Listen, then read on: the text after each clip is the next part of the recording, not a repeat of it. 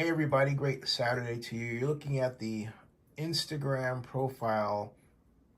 You're looking at the Instagram profile of a man named Alexis Madrigal. He's sitting there, and that's his new book, The Pacific Circuit. And he posts that this recently introduced book, well, he says it's here. It's pub day for the Pacific Circuit. A huge milestone for me and Tuesday for everyone else. One really fun thing being a heavy audiobook listener is that I got to record my own audiobook, which is also out today from Macmillan Audio. Here's a little preview of me describing what would happen if you took the products off the shelves at Target or Walmart and reversed the flow of logistics. Then there are these congratulations and everything else. And that's not, however, exactly what this book is about. And it purports to tell the story of the history of the Port of Oakland, but it divides Oakland into a kind of a black area and then I presume white area or non-white area. And Oakland really was never that. And it has a view of Oakland almost as if it's Chicago with its divisions, and not Oakland.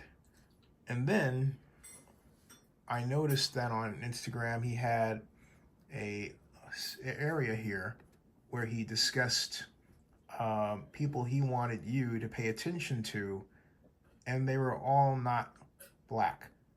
And then when he refers to Margaret Gordon, who I've known for years and interviewed, he refers to her and the activists regarding no coal, but fails to note the fact that she was the only black person among a group of white folks, and that really claimed to inform how they dealt with the entire problem as well as herself. And so I thought, well, this is one of those classic situations where someone who is white or appears to be white, may be partially black, but I don't know that. And he certainly doesn't surround himself with black folks in his orbit that help him tell the story, and yet he claims to be from Oakland. And therein, I looked at when he was born in 1983, and I said, he missed an entire part of Oakland, a whole part of Oakland, and I'll take the view off of him, where Oakland was majority black businesses were thriving. We had the Black Filmmakers Hall of Fame. It was the rise of black professional Oakland. And he paints the story of, well, all of these commercial forces were conspiring to wipe black Oaklanders away, but they fought back. And that's not the story at all of Oakland. That's not even the story of West Oakland. That's not even the story of East Oakland. As usual, the story is far more complicated. But as you can tell by the thumbnail that I used, these are the folks that Alexis surrounds himself with. They're all in his age group area. None of them are black. And yet he does this unconsciously. And I'm not criticizing the man. He seems like he may very well be a very nice person. So his approach, his attempt to tell a story about a very complicated society that is Oakland, from a person who lived that from April 8th of 74 all the way up, is, and I just got a note from him. He says he disagrees with my characterization. I think it's worth reading because I think it's worth talking about. And again, I don't mean anything personal toward him as a man, as a person, but I do take issue with a constant, almost KQED-ish habit of constant KQED-ish habit of portraying Oakland first from a white point of view and not considering African Americans. Even if you don't want to hear their voices, right? Or my voice, which is common. At any rate, he wrote, let me think about it, Zenny. I don't discount your view, though obviously disagree with your characterization, as do many other people of all races who have read it. See, I appreciate your attention to it and your love for our city. It's more question of whether a productive conversation can be had. Well, I don't know. I think, Alexis, productive is in the eye of the beholder. You have to remember something. I'm now 62 years old, and I lived in Oakland that you didn't live.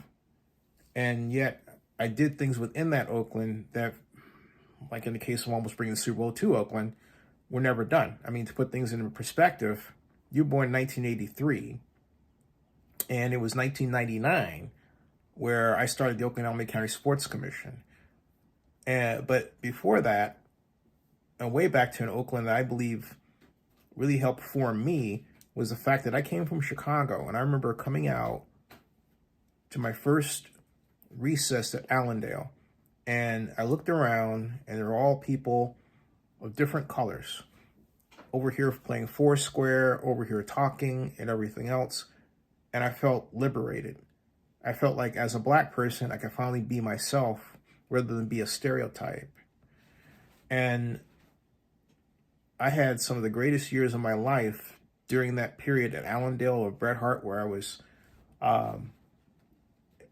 started the Star Trek Club with Bill and Lars, and then at Skyline, where I was the first Black president of the bike club, and also I entered a contest to develop a design for City Hall Plaza. So if you go to City Hall Plaza, you see that zigzagger step design. Yuhei Lee, the architect, will tell you he took that from my runner-up design.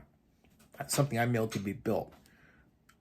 And I've seen a number of African Americans in Oakland who built Oakland, who really played a role in it. And Lionel Wilson is our first Black mayor. Remember, his wife was white. And so you have to ask the question, how does an interracial couple rise to power in a city at that time? And you can't tell that story without telling the story of people who want to be integrated, who like being around each other, who appreciated their differences and thrive from them, be it in storytelling about through movies or cooking or anything else. It's an Oakland that I think misses you, okay? And again, it's not to be insulting, but it's to say that when you present us as being downtrodden, or you reach all the way back to the Black Panthers and you don't look at the Black professional class in Oakland, it's like you're basically, as much as you might claim that we don't have power, you're taking our power away by ignoring areas in history where we were powerful and not asking the key question: why was this not maintained? And the answers are some that people don't want to deal with. Like, for example, older African Americans not effectively lifting up younger ones and making sure there's appropriate resources for them, jobs, mentorship, everything else. People would say, hey, look, that harkens back to slavery, but then we have to ask the tough question: when do we get out of it? And under what circumstances, and what does it take? And that's not the question just for Black folks. That's a question for everybody, including yourself. So you can't claim to know Oakland, write about someone like Margaret Gordon, but ignore all around it, or with no coal in Oakland, the fact that they're all white. And not really speaking for Oakland. I'm not talking about disagreeing with them. I got involved because the truth about it, and Phil Tagami was and is one of my great friends, the city of Oakland chose the coal route, not Phil. And they tried to get Phil out of there. That's a whole nother story. But my point is, you characterize that part of Oakland, everything else is part of this, the overarching bad white power structure and all that sort of thing. And I'm not saying that racism doesn't exist. No. All I'm saying is that in the Oakland context, race is extremely complicated. You cannot simplify it that way. That's what I'm saying. And I hope you do not fear having that conversation with me. Okay? Because it needs to be had. And look, the best, most constructive conversations are those where people argue. I'm not afraid to argue. And I come from a generation that's partly before the internet, where through exchange we learn. You are more impacted by the internet, and so your generation is afraid to really just have a good mix-up. But I love to argue. So I hope we can have a good one. Subscribe to Zinni62 on YouTube and bookmark oaklandnewsonline.com. Thanks.